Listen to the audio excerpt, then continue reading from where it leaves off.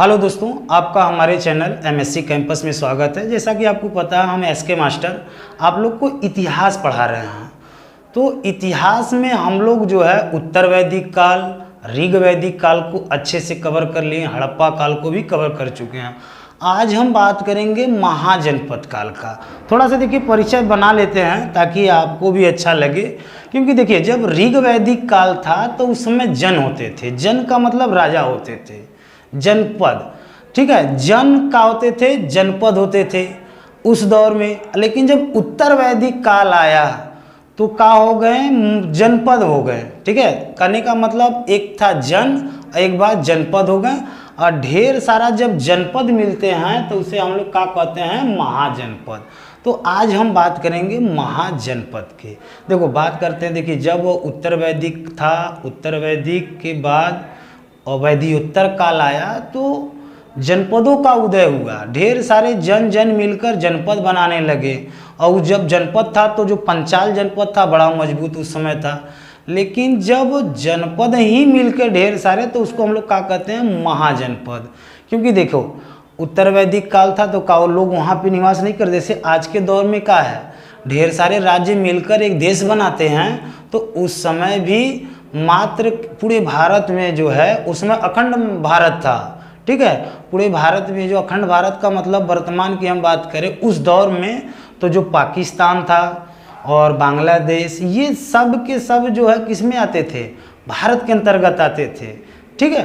तो उस दौर में 16 महाजनपद का प्रमाण मिला था। देखिए अब प्रमाण भी कहाँ से मिला कि उस समय 16 महाजनपद थे।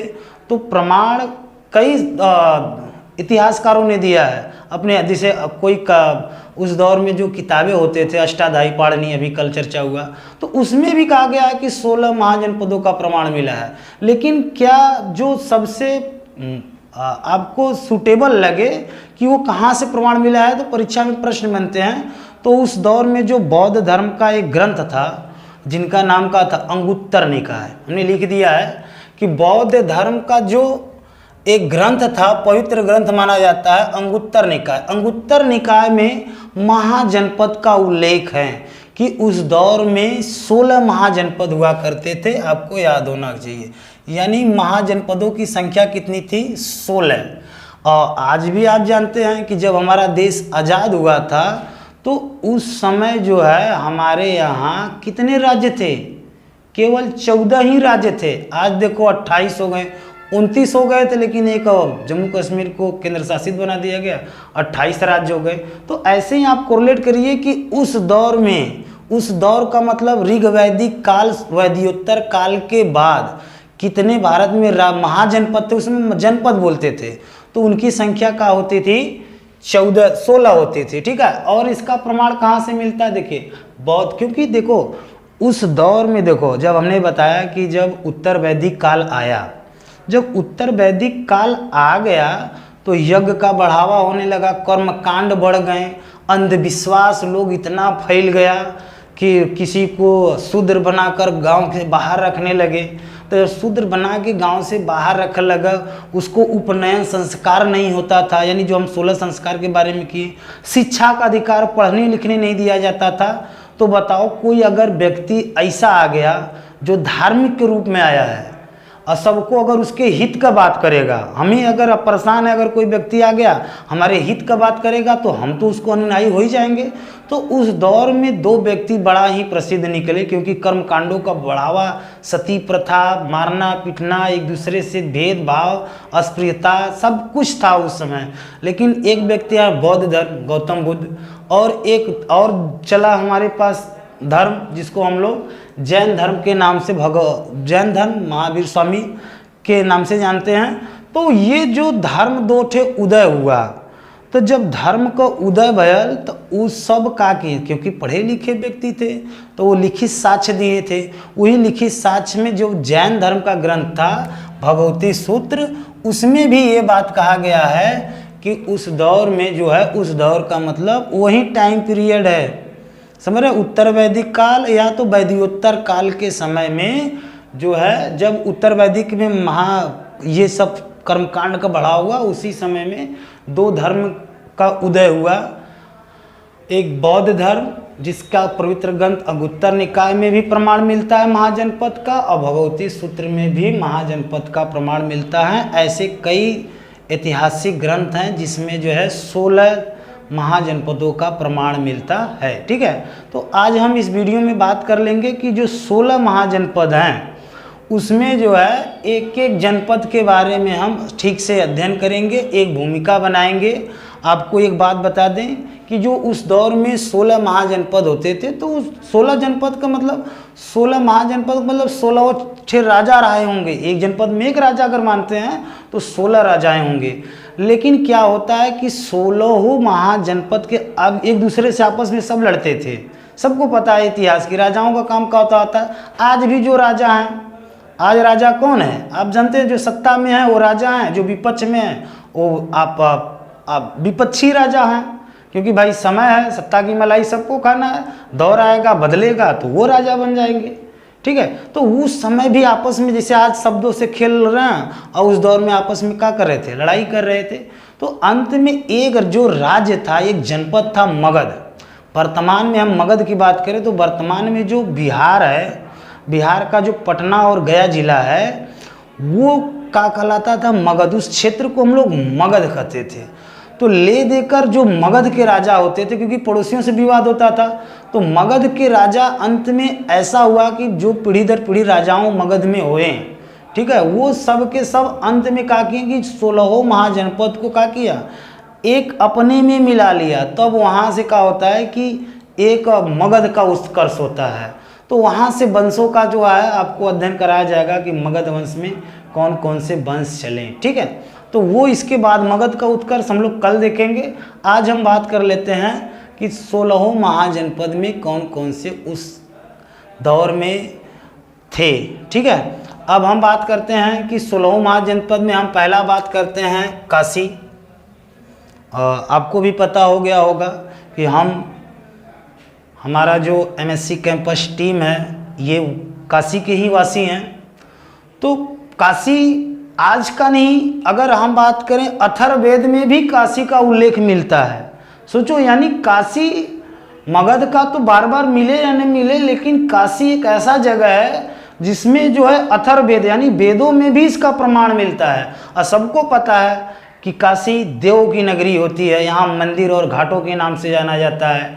और काशी का बनारसी साड़ी तो पूछो मत, पूरे भारत में प्रसिद्ध है। ठीक है, तो काशी की हम बात कर लेते हैं कि काशी का प्रमाण कहाँ से मिलता है? तो अथर्ववेद में। कहाँ से? अथर्ववेद। अथर्ववेद में भी काशी की बात कहा गया। तो यानी काशी एक ऐसा जो है महाजनपद था उस दौर में जो बहुत ही प्रचलित था। अब वहाँ से थोड़ी सी एक बात समझते हैं। और काशी का जो एक राजा हुआ करते थे, काशी को वाराणसी के नाम से भी आज के दौर में जानते हैं। ठीक है, एक राजा होते थे जिनका नाम था राजा बृहद्रथ। बृहद्रथ नहीं थे, राजा बृहद्रथ थे। ठीक है, उनकी लड़ाई देखो, लड़ाई किससे होगी? आप भी जानते हैं कि लड़ाइयाँ देखो उन्हीं से होती हैं जो आसपास रहते हैं। अब जिसे आप जानते तक नहीं है, क्या उससे आप लड़ाई कर सकते हैं? बिल्कुल नहीं कर सकते हैं। तो आई होप आप समझो। अब उसके आसपास एक जनपद था जिसका नाम का था कोसल। कोसल में एक जगह पड़ता था, कोसल जो था, और वो जगह अवध के आसपास होता था। ठीक है, और वहाँ के जो राजा होते थे, राजा दीक्षित, इनसे और राजा ब्रह्मदत्त से हमेशा क्या होती थी? लड़ाई होती थी। अब जब लड़ाई होगा तो अंत में जो इसका निष्कर्ष का निकला, अंत में जो काशी के राजा थे बृहद्रथ, वो क्या किए कि भाई जीत गए। जब जो कोई व्यक्ति एक जनपद पे यानी एक किला पे जीत गया तो वो अपने में मिला लेता था। तो क्या हुआ कि कोसल को काशी में मिला लिया गया। समझा था? कोसल को काशी में मिला लिया गया। यानी काशी के जो राजा थे, राजा बृहद्रथ, वो क्या किए कि राजा दीक्षित के हरा के जो टोटल कोसल जनपद था उसको किस में मिला लिए? काशी में। अब काशी का हो गया, बहुत बड़ा हो गया। ठीक है, अब देखो बात करते हैं, लेकिन अंततः देखते हैं कि कई वर्षों बाद, तुरंत नहीं, राजा जो बृहद्रथ थे तो ये तो मिला तो लिए, लेकिन अंततः कई वर्षों बाद जो कोसल का एक जो है राजा हुआ करता था जिसका नाम था कंस, और कंस ने पूरा सत्ता ही पलट डाला। पलटने का मतलब ये हुआ कि उस दौर में जब उसके समय में कोई राजा रहा होगा, उसे वो हराकर क्या कर लिया, यानी काशी को कौशल में मिला लिया। कहानी पलट गई। पहले कहा था कि काशी कौशल में मिला, लेकिन कंस ने पूरी कहानी पलटा कि कौशल को कहाँ मिला लिया गया, काशी में। ठीक है, आई होप आप समझ गए होंगे कि यहाँ से थोड़ी सी ये बात आपको समझ में। अब यानी देखा क्या होगा कि जो काशी रहल किस में मिल गया, कौशल में। अब सेकेंड हम बात करते हैं कौशल का, क्योंकि भाई दूसरा जो जनपद था उसको हम लोग क्या बोलते थे, कौशल। कौशल की जो राजधानी देखो, अवध को ही कौशल कहते हैं, वही पास में होता था। ठीक है, और इसकी जो राजधानी कौशल की थी उसको हम लोग क्या बोलते हैं, श्रावस्ती। अगर आधुनिक की बात करें तो गोंडा, देखिए एक गोंडा के सर हैं अवध उधा सर, बड़ा हम सबका सम्मान करते हैं, उनके वीडियो भी देखते हैं, आप लोग भी देखिए। ठीक है, लेकिन बहुत अच्छे क्रांतिकारी हैं, एक तरह से समझो कि मरे हुए इंसान में जान डालते हैं अवध उधा सर। ठीक है, वो भी गोंडा के हैं, तो वहीं से याद रखा अवध। ठीक है, तो गोंडा, फैजाबाद, बहराइच जो वर्तमान में जगह है वो क्या कहलाता था उस दौर में, ऋग्वैदिक काल में, तो कौशल कहलाता था।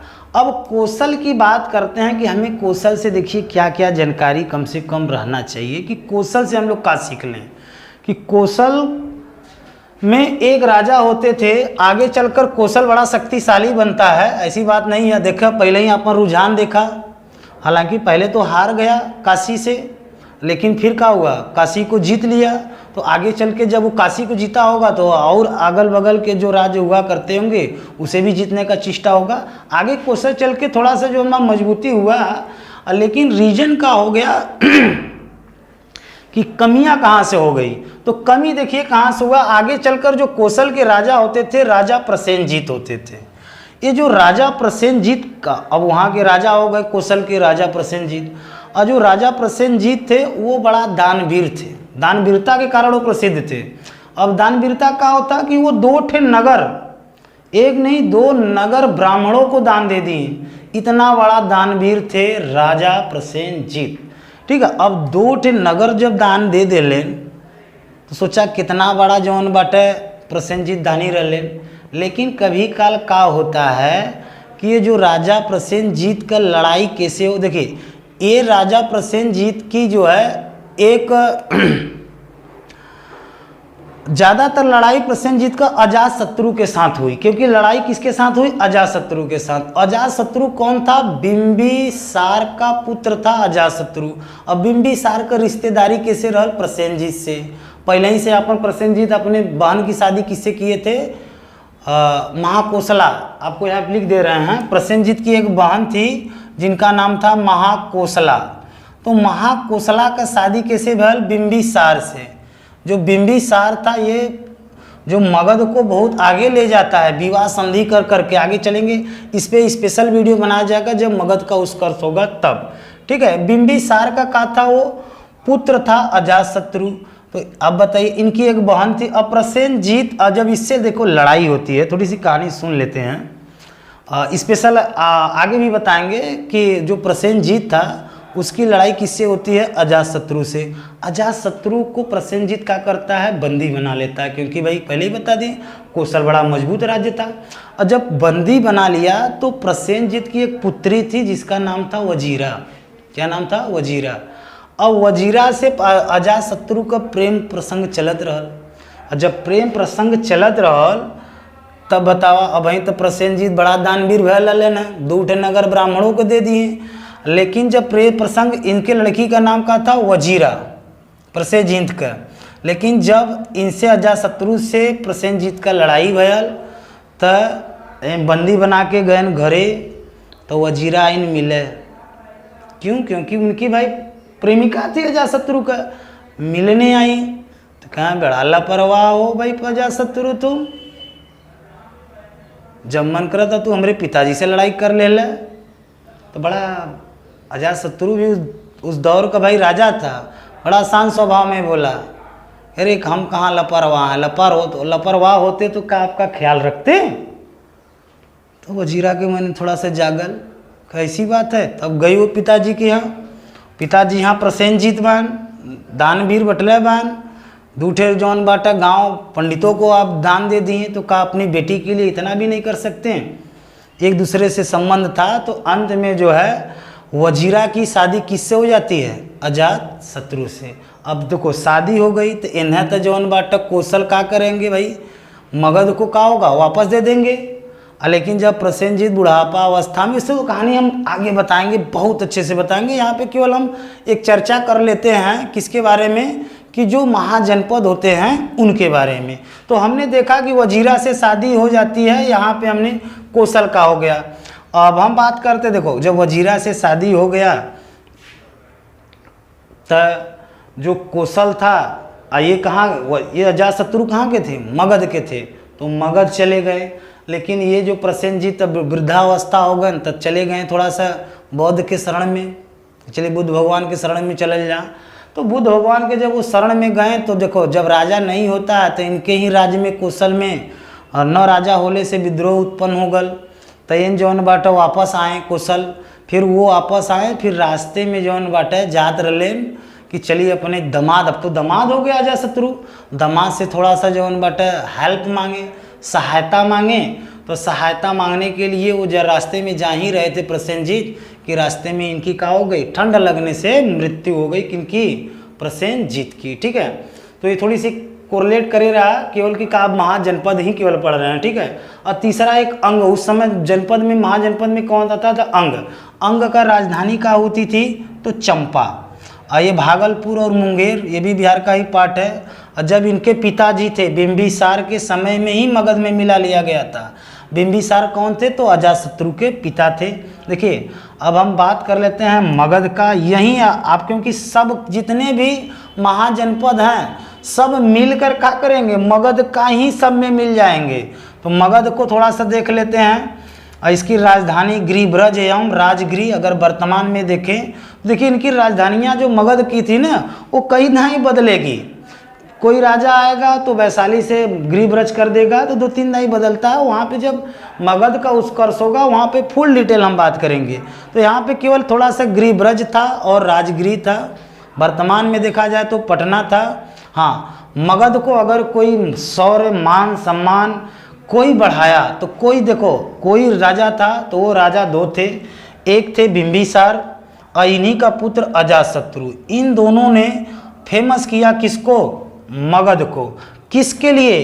क्योंकि मगध बड़ा शक्तिशाली राज्य बना। जब मगध का उत्कर्ष बढ़ाएंगे तो और अच्छे से उसको डिस्कस किया जाए। मगध का जो प्रथम राजा था, देखिए प्रथम राजा उनका नाम का था बृहद्रथ। प्रथम राजा हैं बृहद्रथ। लेकिन सौभाग्य से देखिए कई वर्षों बाद, यानी अजातशत्रु, बिंबिसार, अशोक, उदयन, कई लोगों के बाद भी जो अंतिम राजा होता है उनका भी नाम का होता है बृहद्रथ।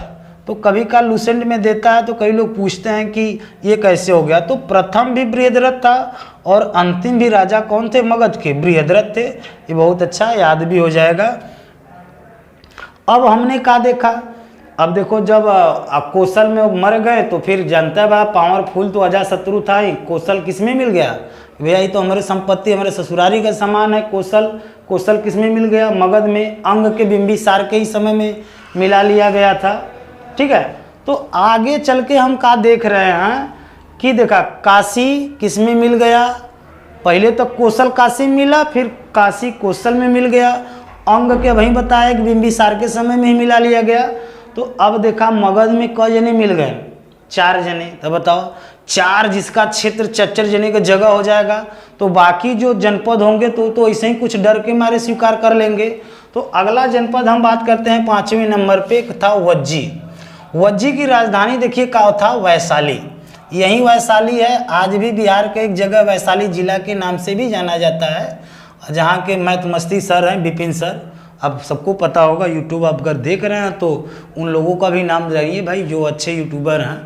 और हम भी प्रयास कर रहे हैं कि अच्छे नहीं तो लेकिन ऐसा हो ताकि आप लोग का हम अपनी हम आपकी आप हमारी सहायता कर ले, उतना तक बन सकते हैं। ठीक है, तो वैशाली जिला, वज्जी की राजधानी वैशाली। वज्जी में 2 जगह बहुत ही प्रसिद्ध था।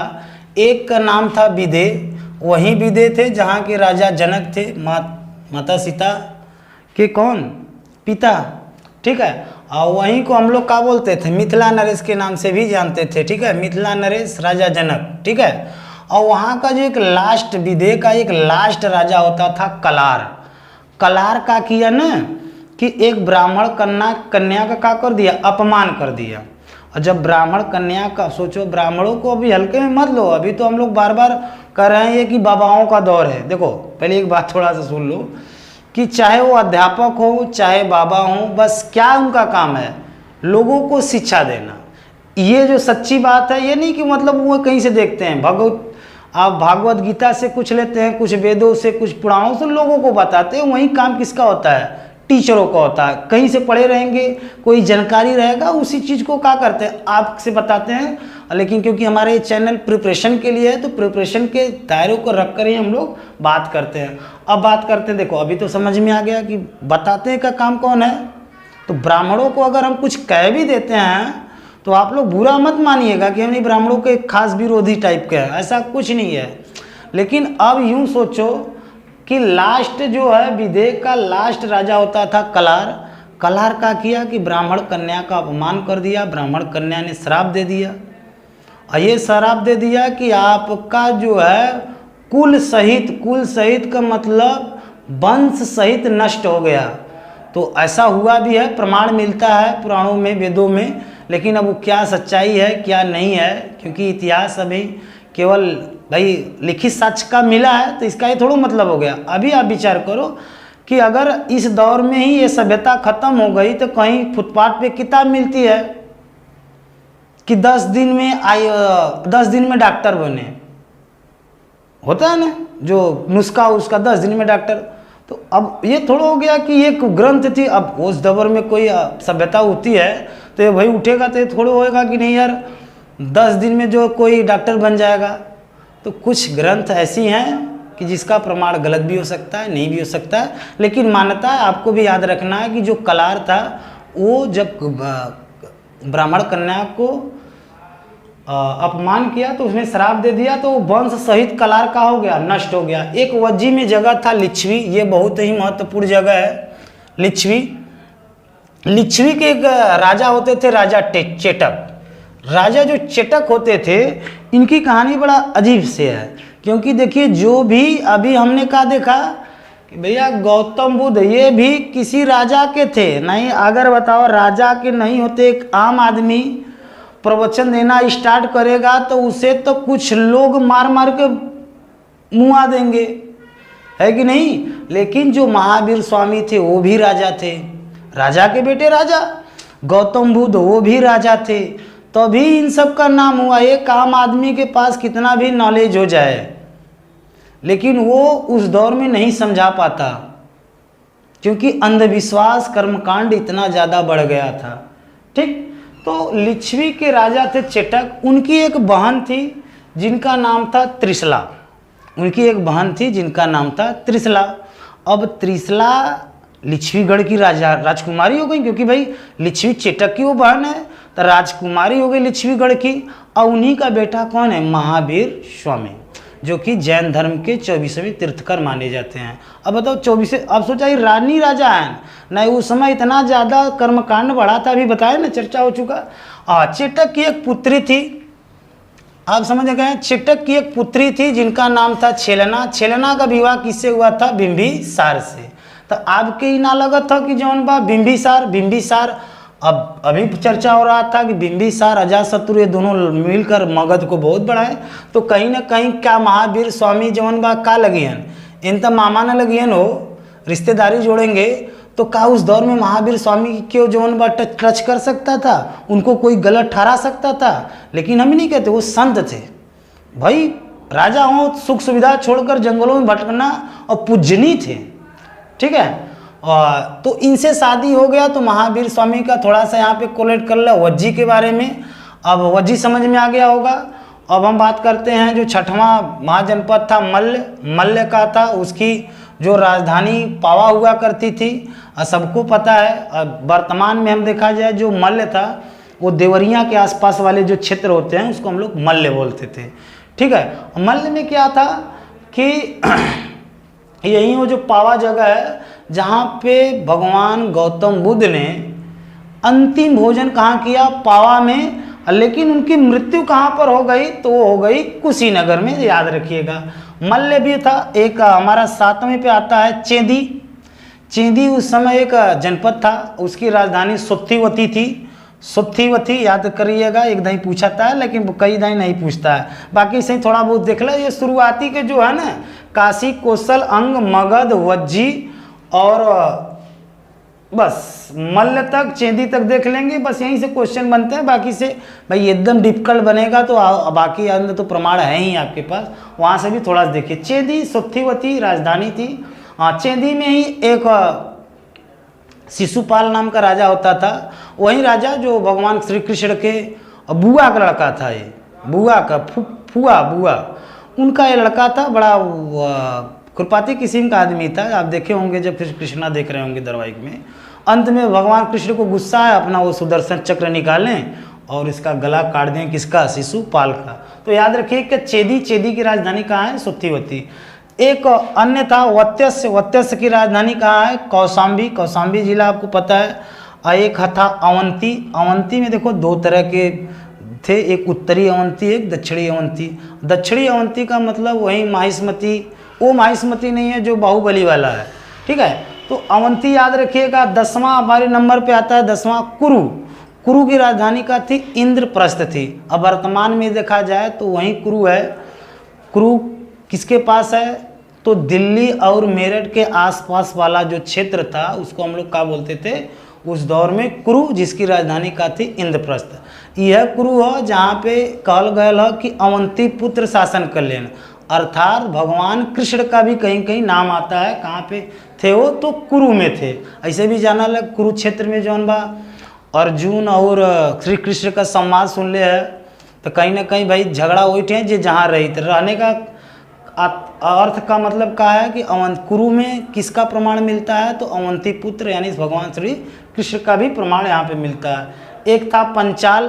पंचाल देखा जब उत्तर वैदिक काल था, वहाँ पे जो पंचाल जनपद था वो बहुत ही फेमस था, बहुत ताकतवर था पंचाल। लेकिन जब महाजनपद में बदला तो आप बता देना है कि मगध जो है पावरफुल में आ जाता है। और एक था हमारे पास मत्स्य, जिसकी राजधानी जयपुर थी।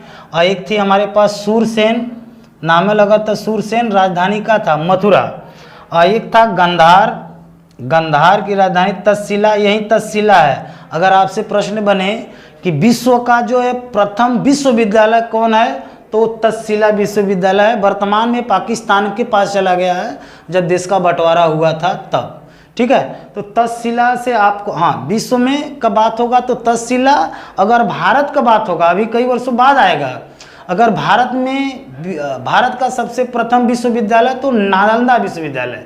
लेकिन विश्व, क्योंकि अब भाई ये पाकिस्तान के पास है तो आपको इसको विश्व के स्तर पे देखा जाएगा। यहीं पे थे, चाणक्य भी पढ़े थे, यहीं से शिक्षा ग्रहण कौन किए थे? राजा प्रसेनजीत, जो 2 नगरों को दान दे दिए, अपनी पुत्रियों को दान दे दिए। आई होप कि आप समझ गए होंगे कि 1-2 और हैं, बाकी आपने महाजनपद को अच्छे से कवर कर लिए। कल हम बात करेंगे अपने इस वीडियो में कि मगध का उत्कर्ष, कि मगध में जो मगध का उत्कर्ष हुआ, मगध पावरफुल हो गया। क्योंकि आप जितने भी महाजनपद देख रहे हैं सब के सब किस में मिल जाते हैं? अंतिम में मगध में। तो हम बात करेंगे स्पेशल मगध का, कि जो मगध के प्रथम राजा थे वो कौन थे, द्वितीय राजा कौन सा वंश चला। तो हम अगला जो वीडियो होगा वो मगध पर होगा। तो हम कल के वीडियो में बात करेंगे मगध से ढेर सारा क्वेश्चन बनते हैं। आप इस वीडियो को देख लिए, बहुत अच्छा लगा। हाँ, अपनी प्रतिक्रिया जो है कमेंट में ज़रूर लिखा करिए। हाँ, वीडियो आपको अच्छा लगा तो लाइक भी करिए और लोगों को थोड़ा शेयर करिए और सपोर्ट करिए। वीडियो देखने के लिए धन्यवाद।